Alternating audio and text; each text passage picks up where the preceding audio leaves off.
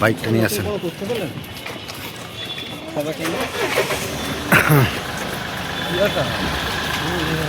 সোমবারও সকাল থেকে বেলডাঙ্গায় তদন্তে এনআইএ। শনিবার থেকে বেলডাঙ্গায় অশান্তির ঘটনার তদন্তের কাজ শুরু করেছে এনআইএ। দুটি দলে বিভক্ত হয়ে সকাল থেকেই তদন্তে এনআইএর তদন্তকারীরা।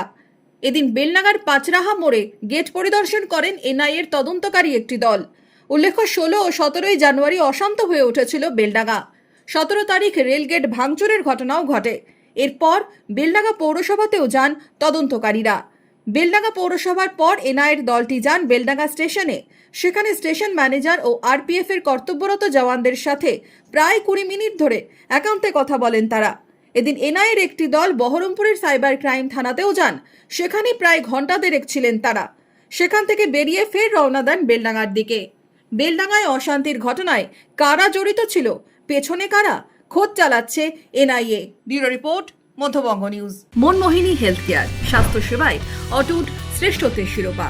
জেলায় প্রথম robotic knee replacement, cardiology with cath lab, neurosurgery, specialised trauma unit থেকে স্পাইন ট্রেন, একগুচ্ছ পরিষেবায় নিয়োজিত। Manmohini health care, quality care with personal touch, Baharampur শিল্প তালুক।